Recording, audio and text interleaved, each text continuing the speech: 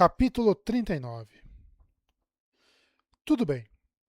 A essa altura, alguns de vocês podem estar confusos. Se for o caso, estou em boa companhia. Porque tudo isso me deixou totalmente confuso quando começou. Vamos repassar os acontecimentos desenrolando os fios que consegui reunir. Juntos, eles podem apresentar para vocês uma tapeçaria de entendimento.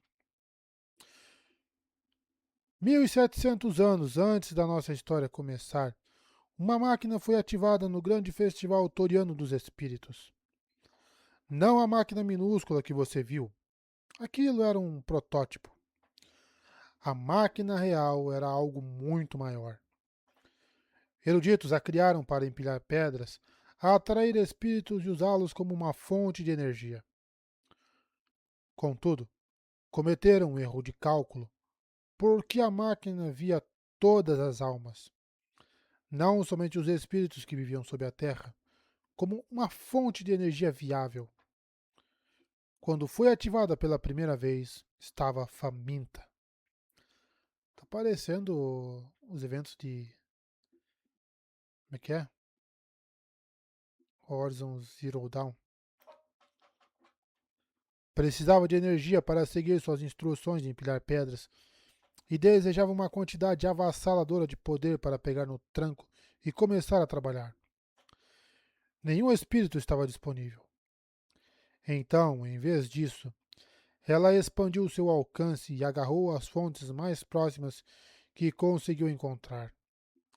As almas da população de Torio. Que isso sirva de lição.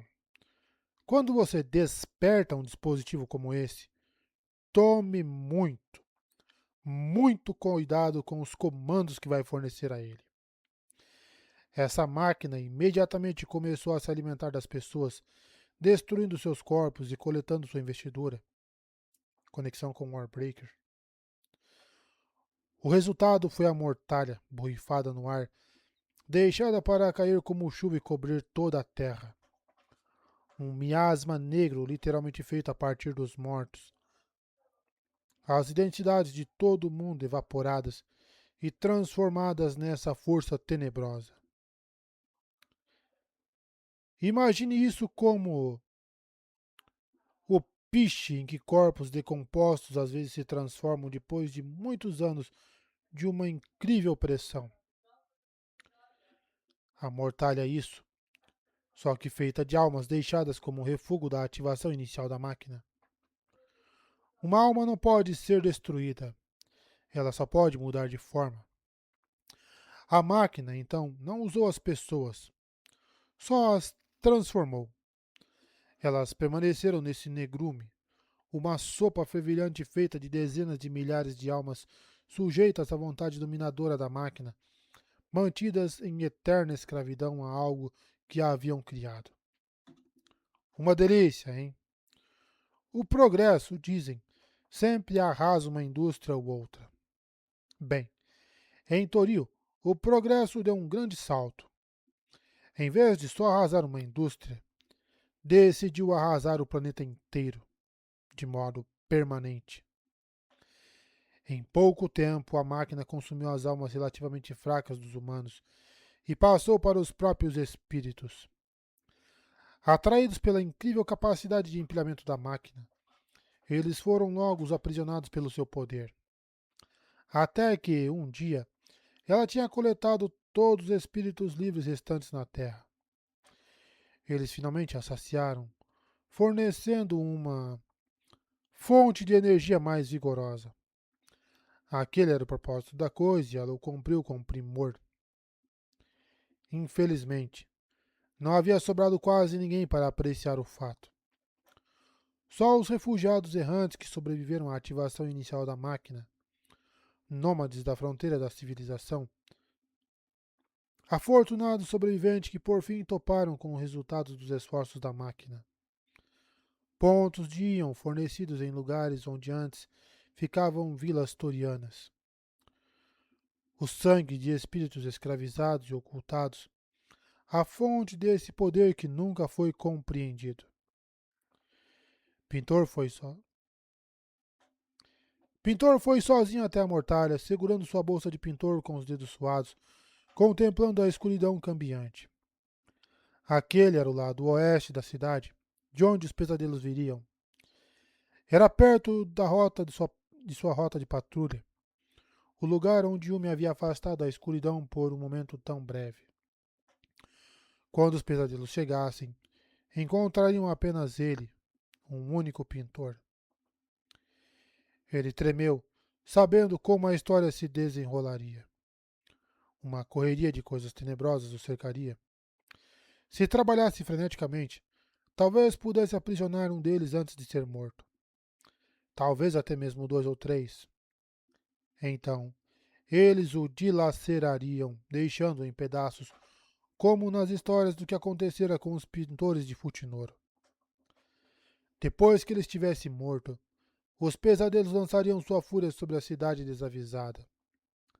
Talvez, talvez a guarda dos sonhos reconhecesse o que estava acontecendo.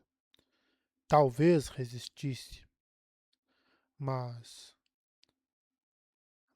depois de conhecê-los, ele teve que admitir que era uma esperança frágil. Quantas pessoas morreriam naquele dia porque ele não havia sido capaz de persuadir a guarda dos sonhos? Ele baixou a cabeça. Então pensou: o que, de modo inferior, estou fazendo? Aquilo era estúpido. Havia outra maneira. A maneira de Yumi. Você ainda tem perguntas, não tem? Tudo bem. Vamos um pouco mais fundo.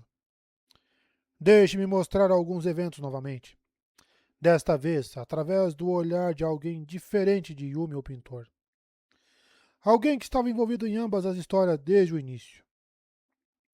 Aqui, devo admitir que menti sobre um ponto crucial. Lembra-se de como contei que estava ouvindo vozes, vendo lampejos de imagens, às vezes completas, às vezes como linhas que tremiam? Vislumbres de eventos à medida que se desenrolavam através dos olhos de pintor ou de Yumi? Bem, essa parte é verdade, mas não é toda a verdade. Há uma terceira pessoa através de cujos olhos eu assisti a tudo. Lee Yun. De fato, para mim, essa história começou com ela. Com lampejos desconcertantes de sua vida. Acho que os espíritos estavam vigiando Lee Yun em particular. E então, algumas irregularidades em minha natureza específica garampearam a comunicação espiritual, permitindo que eu visse o que estava acontecendo. A máquina evaporou a população de Torio, alimentando-se do poder dela e cuspindo a mortalha como um subproduto. Bem, como Yumi Pintor tinham adivinhado, apesar de não terem todas as informações, havia algumas pessoas que a máquina não podia colher ou controlar. As Yoki-Hijo. Elas morreram superficialmente durante a ativação inicial da máquina, como todos os outros. Contudo, depois de um curto período, essas 14 almas se libertaram da mortalha e se reformaram. Elas voltaram dos mortos, se recusando a ser controladas. Todas as 14 mulheres eram seres com uma incrível força de vontade. Altamente investidas no nascimento pelos espíritos, elas apresentavam uma ameaça legítima à máquina. Ela não era capaz de coletar sua energia e contê-las na mortalha. O máximo que podia fazer com elas era sugar uma parte minúscula de suas memórias. Então, para controlá-las, ela criou prisões na forma de cidades falsas. Servos, compelidos pela máquina, emergiram da mortalha.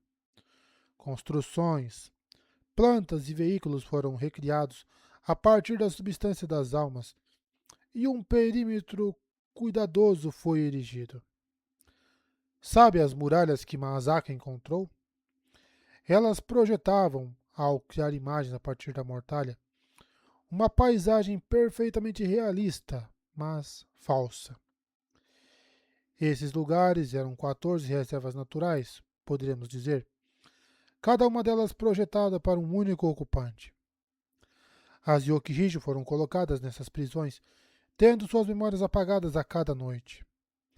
Então recebiam um único dia para reviver repetidamente, chamando espíritos falsos formados a partir da mortalha. Um sistema desajeitado, sim, mas funcionava. Durante séculos ele manteve essas almas extremamente poderosas cativas, não pela força bruta, mas pela força pura da rotina. Seus guardiões eram as almas daqueles que conheceram em vida. Até onde posso dizer, Liyun passara os últimos 17 séculos vivendo o mesmo dia de modo repetido. Ela era exatamente como apresentada. Aquilo era ela, a pessoa de verdade, a alma exata que tinha criado Yumi, libertada da mortalha, em parte controlada pela máquina, em parte capaz de se governar. Liyun era uma das centenas de almas obrigadas a viver essa estranha meia-vida.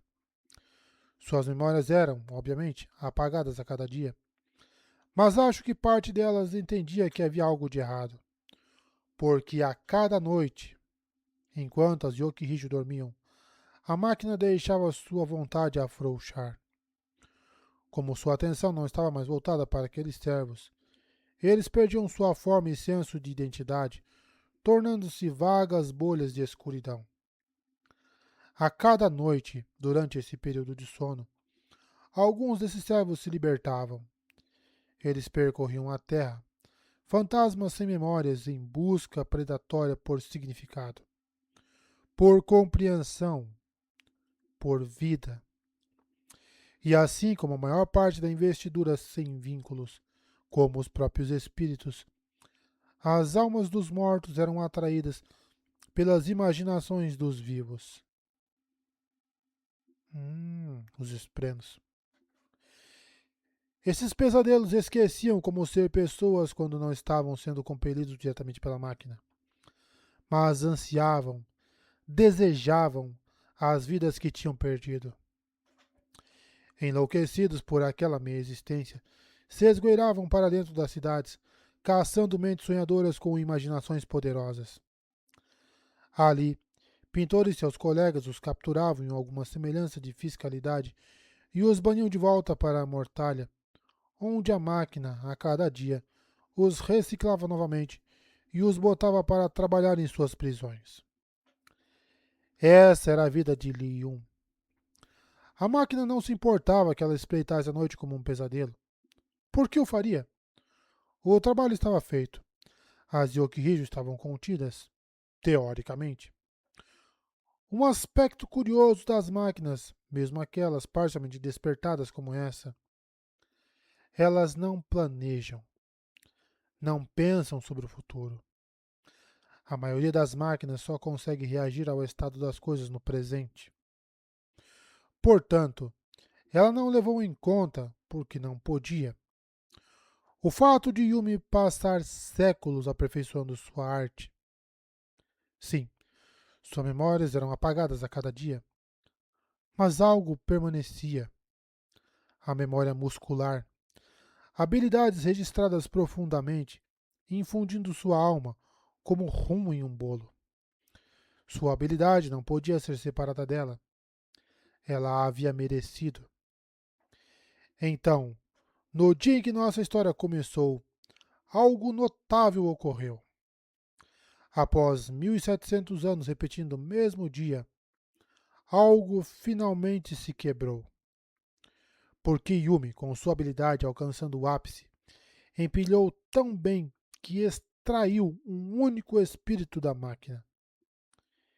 Isso mudou tudo.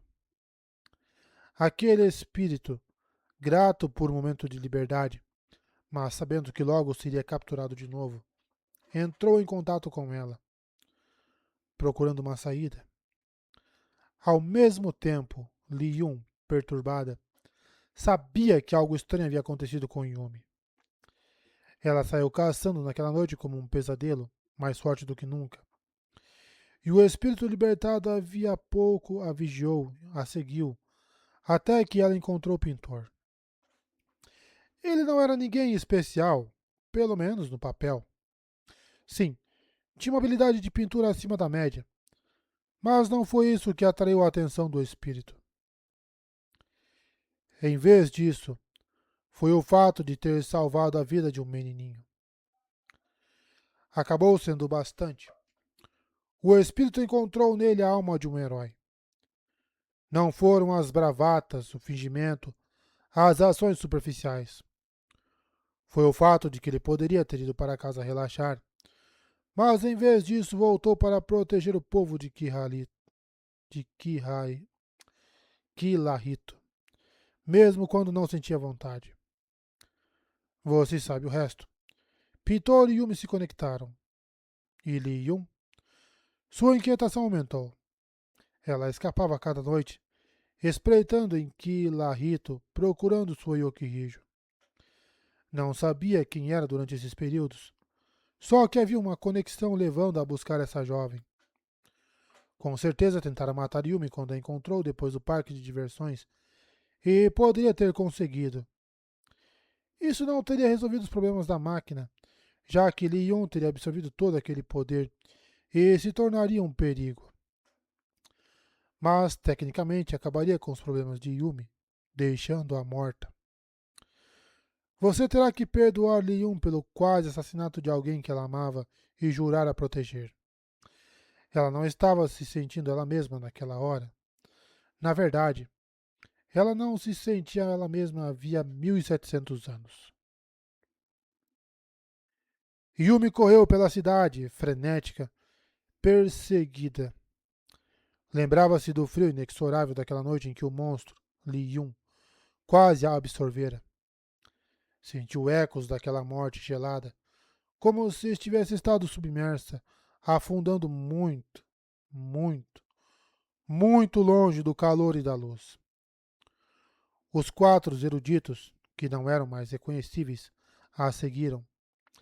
Pesadelos à espreita, criações horrendas de sonhos feitos dos tormentosos mais profundos das pessoas. Dos tormentos mais profundos das pessoas. Formados por medos, com substância recebida da terrível máquina. Ela não podia correr mais que eles. Será que responderiam a empilhamento?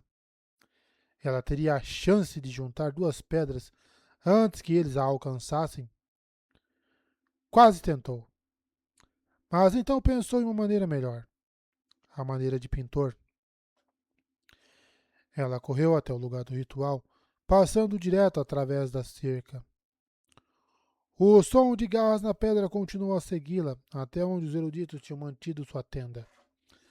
Acorrentadas atrás daquele ponto, para dar sombra à tenda, havia várias árvores. Yumi saltou para a primeira delas e puxou o pino que mantinha sua corrente fixada no chão. Com um grito, ela se agarrou com força na árvore, fechando bem os olhos e antecipando a chegada dos pesadelos e a sensação de garras na pele. Quando isso não aconteceu, ela abriu os olhos e viu quatro formas escuras no chão abaixo. Olhando para cima, tendo chegado um segundo tarde demais pela segunda vez em suas vidas. Pintor encontrou seus amigos no lugar de costume no restaurante de estampa. Ele abençoou sua sorte. Teria sido uma noite terrível para eles saírem para comprar bolinhos. Ele cambaleou até a mesa dos amigos. Então se jogou de joelhos e se curvou, com a cabeça tocando o chão. Eu sinto muito, sussurrou ele. Silêncio perplexo. Sei que é tarde demais para desculpas, continuou ele. Entendo que magoei vocês profundamente. Eu não queria fazer isso. Magoar todos vocês era a última coisa que eu desejava. Eu só não conseguia pensar. Não conseguia processar o que tinha acontecido até que fosse tarde demais. E fui idiota de pensar que, se adiasse a revelação, seria capaz de encontrar alguma maneira de impedir que vocês sofressem a perda terrível que eu senti. Ele continuou ajoelhado, ouvindo-os se mexer, um par de palitos de maipão batendo um no outro, enquanto uma tigela na mesa se deslocava. Sei que vocês não têm motivo para acreditar em mim de novo, disse ele. Vocês estão totalmente justificados em me ignorar. Mas estou tentando ser melhor. Então vou contar a vocês a verdade absoluta. Nessas últimas semanas, estive interagindo com pesadelos. Eles têm almas. São pessoas, de algum modo, de muito tempo atrás. Eu pensei que as coisas estavam indo bem, mas agora estamos em perigo. Um deles me contou, apenas alguns minutos atrás, que umas centenas de seus companheiros está vindo para Kilarito, para destruí-la, como fizeram com Fultinoro. Por minha causa, e por causa do que sei, um exército de pesadelos estáveis está a caminho da cidade agora mesmo, e a guarda dos sonhos se recusa a me escutar. Eu menti para vocês no passado. Magoei vocês. Mas isto não é uma mentira. Pesadelos vão destruir todo mundo nesta cidade se não os impedirmos. Estou implorando a ajuda de vocês para não ter que encará-los sozinhos. Ele fechou os olhos com muita força, a cabeça no chão, lágrimas pingando e manchando a madeira. Você falou com um pesadelo? Disse Akane. Sim, sussurrou ele. E ele disse que um exército de outros pesadelos está vindo para destruir Kilarito. Vindo do oeste, completou o pintor. Parece ridículo, mas é verdade. Silêncio tenso. Embora os outros clientes continuassem a comer, era como se parte daquele salão tivesse sido abafada. Como se nada vivesse ali. E como se ele estivesse sozinho. Acho que é melhor a gente ir com você, então, disse Tojin, e se levantou. Pintor ergueu os olhos, seu coração saltando. Você acredita nele? Perguntou Izzy, gesticulando para Pintor. Jura? Tojin deu de ombros. Qual é a pior coisa que pode acontecer, Izzy? Se ele estiver errado, nós ficamos meio envergonhados e voltamos para comer nosso macarrão gelado. Ele olhou para Pintor. Se ele estiver certo e nós não formos, como vai ser? Ele respirou fundo e estendeu a mão musculosa para Pintor. Pintor a aceitou e foi puxado até ficar de pé. Eu concordo, disse Masaki em voz baixa. E de dentro da sua mortalha espessa de suéter de cachecol, só por via das dúvidas.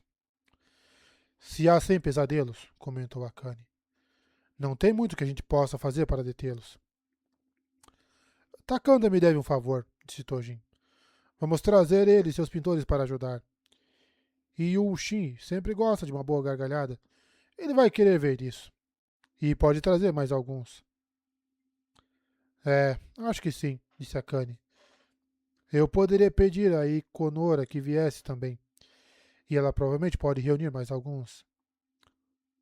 Não temos uma centena de pintores, mas talvez 20 ou 30. Sim, por favor, implorou o pintor. Ele agarrou a mão de Tojin. Obrigado.